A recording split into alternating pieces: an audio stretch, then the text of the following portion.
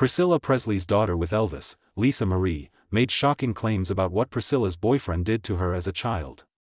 And when Lisa Marie told her mother what had happened, Priscilla's reaction was diabolical. When Priscilla Presley first laid eyes on Elvis, she was just 14 years old, but that didn't matter to the king of rock and roll. Smitten at first sight with her innocent beauty, Elvis swept up the girl into a dark, glittering world of satin sheets, all-night carousing, and endless pills. When they finally married, their secrets just got deeper. Priscilla's life began with a lie. Less than 6 months after she was born in 1945, her father, U.S. Navy pilot James Frederick Wagner, perished in a plane crash, leaving her mother and to care for her newborn infant on her own. Even so, and wasn't alone for long, and when she remarried U.S. Air Force officer Paul Boileau in 1948, she made a faithful decision.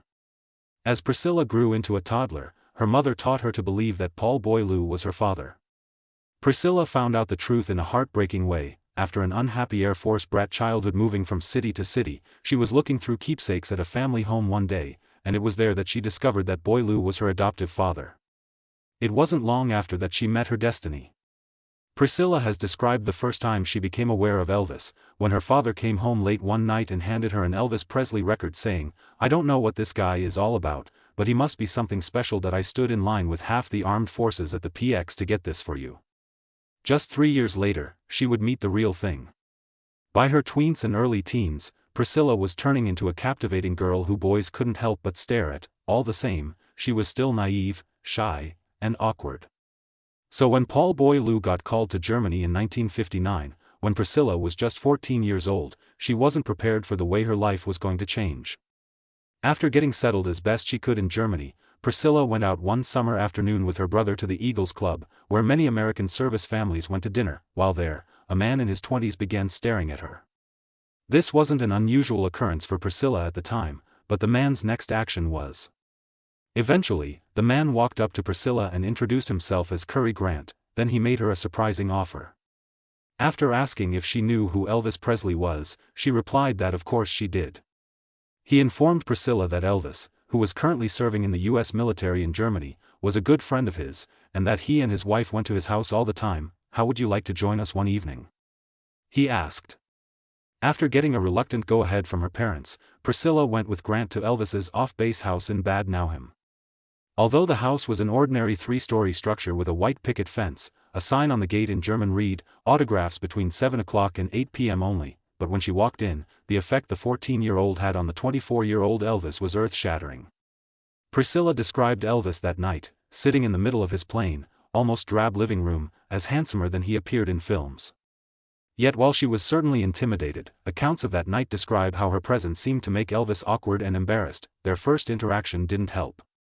According to Priscilla, upon spotting the young girl, one of the first questions Elvis asked was, "What are you, about a junior or senior in high school?"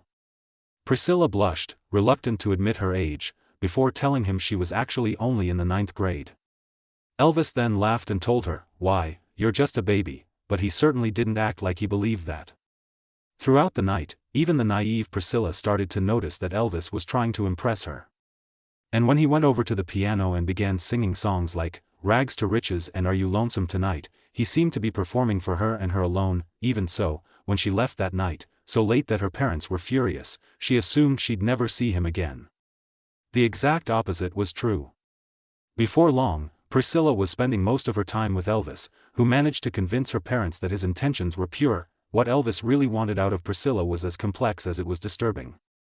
In truth, Elvis's view of Priscilla was both romantic and innocent. According to Priscilla, Elvis's Southern background had taught him that the right girl was to be saved for marriage, and after he laid eyes on the green 14-year-old, he believed she was that girl and began courting her for her purity, but there were other, equally unsettling reasons for his interest. In addition to being drawn to and aroused by Priscilla's innocence, Elvis was also attracted to the idea of building a woman from the ground up, and of molding Priscilla into the exact girlfriend and woman he wanted her to be. Germany was a particularly fallow time in Elvis's career, and he worried that fans would no longer remember him when he got back to entertaining. More than that, his beloved mother, Gladys, had passed just a year before he and Priscilla met, and Elvis was still smarting from the loss. During their tête-à-têtes, after the cuddling and the kissing, Elvis would often speak to the teenager of his worries. It was a lot to expect someone my age to understand, Priscilla noted, but I tried. Soon she would be trying a lot harder. As the weeks went on, the romance took a toll on Priscilla. Spending most of her time with Elvis, she hardly slept and was soon failing many of her classes. At the same time, her parents were still suspicious of the idol's interest in their daughter, and Priscilla knew if she complained to them, they would cut things off. One night, Elvis had called Priscilla over to see him, but typically had to finish up a karate class before he actually saw her. When he was finally done and saw how shattered she was, he led her to his room and gave her a handful of white pills, telling her they'll help you stay awake during the day. Priscilla had now wandered into the dark side of Elvis. While in the military, Elvis had been introduced to amphetamines to go on certain maneuvers, and became practically evangelical about their benefits. Likely thinking he was merely helping her, he told Priscilla that night, "If I didn't have them, I'd never make it through the day myself." This time, Priscilla refused, but it was only a matter of time. Later, Priscilla found out that the pills were specifically dexedrine, and besides taking uppers, Elvis was also on a regime of sleeping pills, which he had begun taking even before he'd been drafted to help stave off insomnia. In March of 1960, Elvis left his posting in Germany and returned to the U.S. Their parting nearly destroyed her, although Priscilla claims Elvis wouldn't consummate their relationship, saying she was too young. They nonetheless had a passionate night together before he left, and after 2 days after his departure, Priscilla didn't leave her room, didn't eat, and couldn't sleep. When Priscilla went back to school in the midst of her grief, reporters met her and informed her that, not hours after he left her, Elvis was seen with Nancy Sinatra at the airport when he landed, and seemed to be engaged in a romance with the woman, not to mention with his previous girlfriend, Anita Wood. Crushed, Priscilla resigned herself to the fact that for Elvis, she'd only been a fling. Then, at 3 in the morning, she got a phone call. 21 days after leaving her, Elvis called Priscilla on the phone in the early hours, asking, "How's my little girl?" It was the beginning of the next painful phase of their relationship. Priscilla would wait by the phone for the musician's call, which only came sporadically every 3 weeks or even 3 months. Meanwhile, she kept reading about Elvis's latest romances with co-stars and other actresses, including Tuesday Wilde and Juliette Prowse, but Elvis could delight her as much as he could break her heart. In February 1962, years after he had left Germany, Elvis made a stunning proposition. He wanted Priscilla to visit him in Los Angeles, after much finagling with her parents, who insisted Elvis pay for a first-class ticket, have Priscilla chaperoned at all times, and have her send them daily letters. Priscilla landed in LA that summer. Yet Priscilla had barely touched down before she realized something was wrong.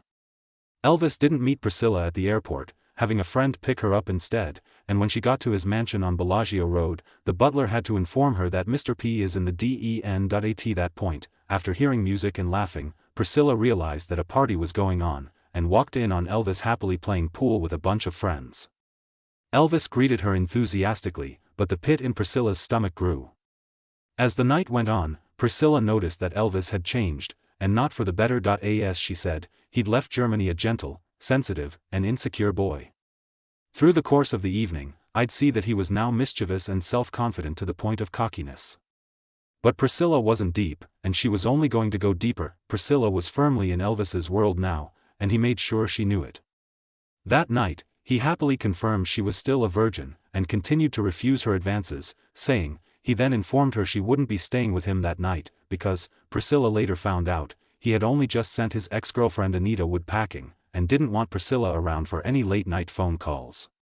It wasn't his only orchestration of the trip. The next day, Elvis invited Priscilla along to Las Vegas for a streak of partying, and he had just the idea to placate her worried parents back in Germany. Since Priscilla was expected to write daily to them, and didn't want to wait for permission for Vegas, he had her pre-write letters that his Los Angeles staff would then mail day by day. When they arrived at the Sahara Hotel in Vegas, Elvis told Priscilla how much she was looking forward to their time together, but once more, something was off. Priscilla noted how much Elvis was stumbling over his words, and how delayed his reaction times were, and then noticed the ever-present pills near his bed. As she put it, I realized I still had competition. Over the course of the next few days, Elvis completed the molding of his living doll, Priscilla. He bought her suitcases of clothing, all to his taste, and also hired someone at the hotel to completely redo her hair and makeup since, as Elvis told her, she was too plain naturally.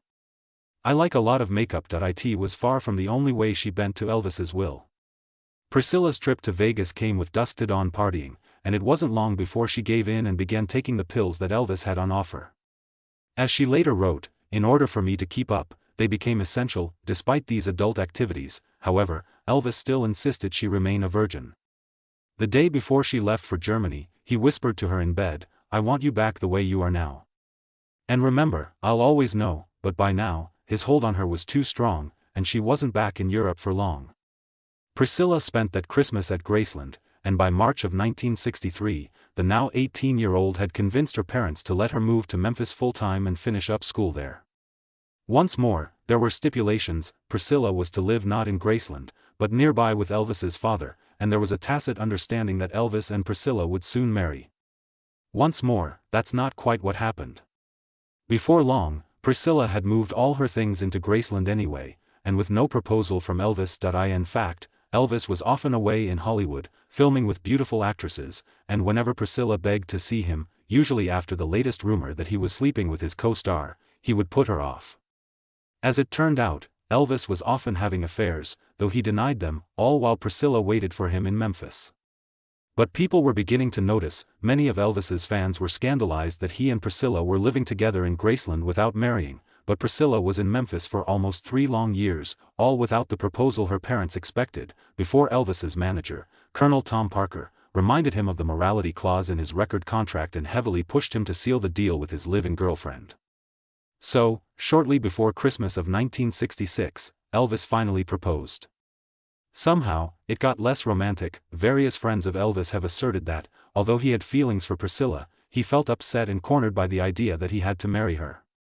Colonel Parker organized the rush, 8-minute ceremony at the Aladdin Hotel in Las Vegas, and invited almost none of the couple's friends, though loved ones did attend the $10,000 breakfast reception and PR stunt that followed. It was an auspicious beginning, and the ceremony snub caused rifts for years with Elvis and his friends, plus the bad luck continued. According to Priscilla herself, she and Elvis never consummated their union until their wedding night, just as Elvis always intended. Not long after Elvis and Priscilla became man and wife, Priscilla found out she was pregnant.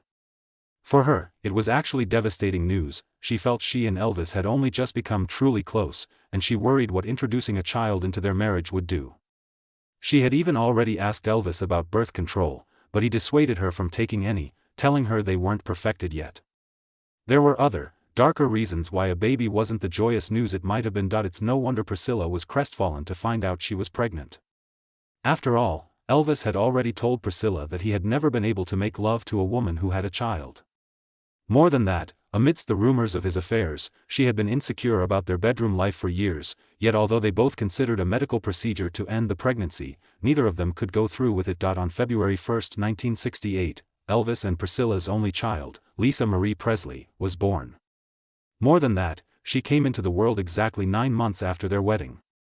Both Priscilla and Elvis doted on the little girl and gave her everything she could want, yet, rather than Lisa Marie bringing them together, their baby seemed to be the beginning of the end. In her memoir, Priscilla made a guilty confession. Around the time that Lisa Marie was born, when Elvis was away filming Live a Little, Love a Little, she engaged in a brief affair with her private dance instructor. Nonetheless, Priscilla came out of the fling with a renewed commitment to working things out with Elvis. Lisa Marie's birth also coincided with a resurgence in Elvis's flagging popularity, particularly after he did his famous 1968 television comeback special wearing an all-leather getup. Suddenly, he was constantly touring again, particularly in Las Vegas, and with his popularity came even more affairs on his end, all while Priscilla once more sat waiting in Graceland. The marriage soon turned critical. By 1971, Elvis and Priscilla were practically just roommates, and even then, Elvis was barely home. His affair with Joyce Bova was so serious that he often talked about her moving into Graceland, and, unbeknownst to him, Bova also became pregnant with his child and terminated it. Yet it was Priscilla, at least for Elvis, who ended it for good. In 1972, fed up with her life, Priscilla began an affair with her karate instructor Mike Stone, whom she'd actually met backstage at one of Elvis's shows. This time, it was more than just a brief fling, and Priscilla realized just how much she was missing in her marriage, recalling how she knew I would have to make a crucial decision regarding my destiny. But when Elvis sensed her new restlessness, his response was disturbing. A few months after Priscilla's affair with Mike Stone started, her memoir relates how Elvis asked to see his wife in his hotel room, and then was forcefully intimate with her, saying, "This is how a real man makes love to his woman." In late February of 1972, the Presleys called it quits and separated, filing for divorce that August. By then, Elvis's new girlfriend, Linda Thompson, a Memphis beauty queen, was already living at Graceland. Even so, on the outside, the split was amicable as possible, with Elvis and Priscilla leaving the courthouse hand in hand the day of their official divorce in 1973. One of his friends admitted the divorce was a blow from which he never recovered. His thoughts became violent. At one point, he even considered getting a hit out on Mike Stone, who Priscilla was now living with, saying, "There's too much pain in me." It was a fast decline from there. After the divorce, Elvis's physical and mental health, which had been teetering thanks to his massive substance use, took a nosedive. He drifted in and out of relationships, overdosed twice, and his still constant touring only worsened his using. He was now obviously impaired up on stage and, as one guitarist put it, it was obvious there was something terribly wrong with his body. Until the day Priscilla got some of the worst news of her life. In August of 1977, Priscilla Presley learned that her ex-husband and the father of her child was dead. Elvis had been discovered unresponsive on the bathroom floor of his Graceland mansion. Although there is some debate on what exactly killed him, with some pointing to a faulty heart, most considered his heavy pill routine a significant factor in his demise. And though Priscilla had now lost Elvis, it wasn't the last of her tragedies. For a time, life after Elvis was good for Priscilla. Although she and Mike Stone broke up in 1975, her relationship with Marco Antonio Garcia lasted 22 years and produced a son, Navarone Garibaldi, in 1987.